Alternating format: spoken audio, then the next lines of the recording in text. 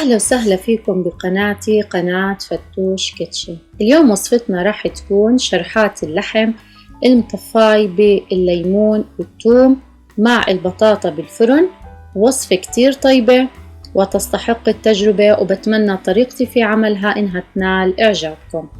لا تنسوا قبل ما نبلش في طريقة العمل، لو أول مرة بتشوفوا القناة إنكم تعملوا اشتراك للقناة وتفعلوا جرس التنبيهات ليوصلكم إشعار بكل وصفة بنزلها، وياريت تدعموا الفيديو بلايك وتشاركوني بتعليقاتكم الحلوة. يلا مع بعض نشوف طريقة العمل. أول شي رح أحكي عن اللحمة اللي استخدمتها، هي لحمة عجل. طبعا قطعتها عند المختص في تقطيع اللحم على شكل شرائح بهذا الشكل، وطبعا أنا في البيت حطيتها بين كيسين نايلون ودقيتها كمان لحتى فردت معاي بهذه الطريقة. وطبعا أخذتها من منطقة الكتف لأنها صراحة بتكون طرية كتير. هلا راح أتبل اللحمة عندي بالفلفل الأسود. طبعا الفلفل الأسود اللي استخدمته هون هو الفلفل الأسود الحب، وأنا طحنته، بحسه أطيب من إني أضيف الفلفل الأسود اللي بيجي مطحون وجاهز. هلا رح نقلب قطع اللحمة على الجهة الثانية، وكمان نرش عليها فلفل أسود. بعمل باقي اللحمة بنفس الطريقة. طبعا هون في عندي كمية من الزيت النباتي ومعلقة زبدة. رح أترك الزيت يحمى عندي كتير منيح لحتى أبلش أقلي شرحات اللحمة. لازم الزيت يكون عندنا حامي كتير منيح. بس حمي عندي الزيت، هلأ رح أبلش أنزل شرحات اللحمة لحتى أقليها.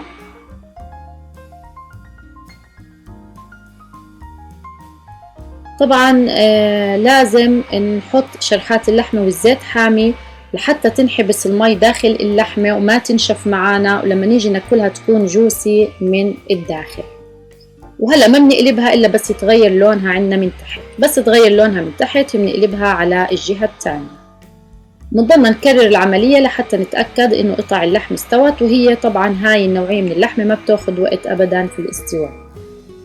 وهيك جهزت عنا. ببلش أشيلها من الزيت وأصفيها كتير منيح وأحطها على جنب.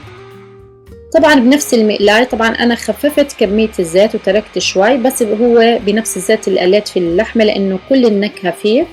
راح أنزل بصلة مقطعة شرائح وأقلب البصلة عندي لحتى تاخد لون بني خفيف.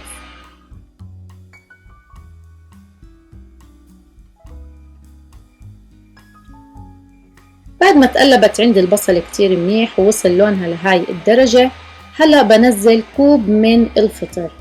طبعا الفطر اللي استخدمته هو الفطر الفريش. طبعا مش متوفر، تقدروا تستخدموا الفطر المعلبات، بس صراحة الفريش رح يفرق معاكم بالطعم كتير.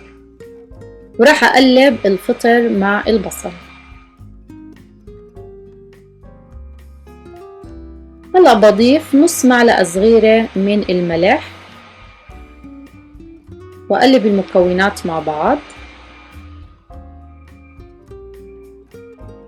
هلا راح أضيف على الفطر والبصل، في عندي هون كوب مي سخنة مذوبة فيه مكعب مرق دجاج، عشان هيك أنا ما كترت ملح في البداية. وراح أقلبهم مع بعض وأتركهم يتغلوا مع بعض لمدة دقيقتين.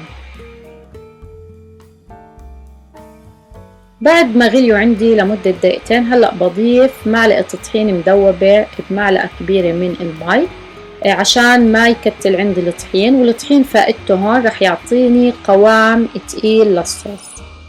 وبتركه على النار الصوص لمدة 5 دقايق لحتى يتسبك.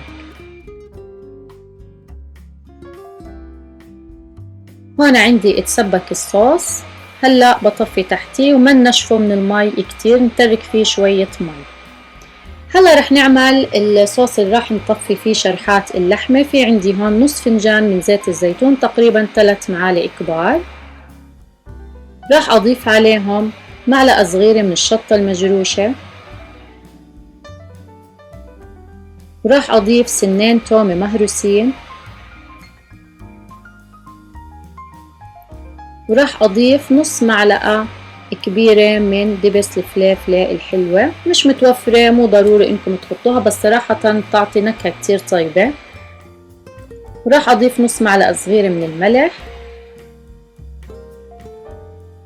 وهلأ راح اضيف عصير ليمونتين.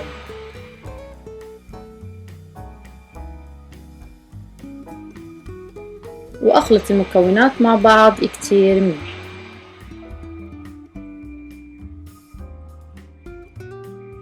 هلأ بالصينية اللي راح احطها بالفرن راح ابلش ارص في قاعها شرحات من البطاطا المقلية بهذا الشكل.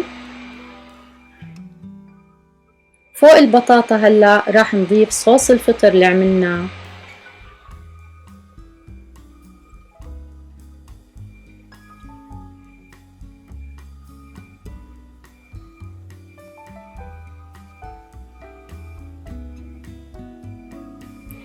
وهلأ ببلش أضيف شرحات اللحمة.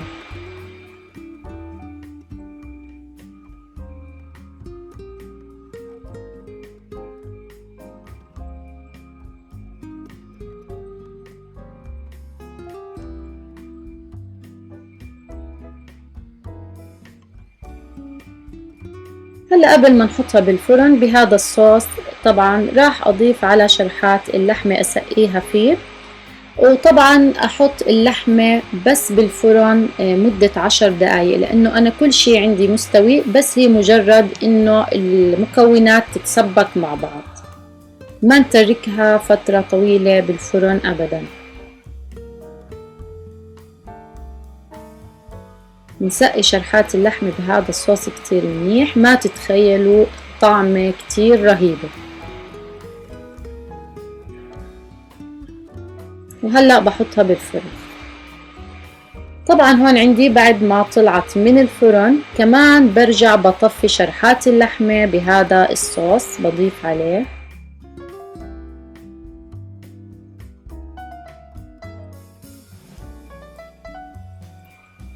وطبعا راح ازين وجهها شوي بالبقدونس الاخضر هيك لاعطيها لمسة من اللون الاخضر، وممكن تزينوا وجهها بالرمان برضو بيعطيها منظر كتير حلو.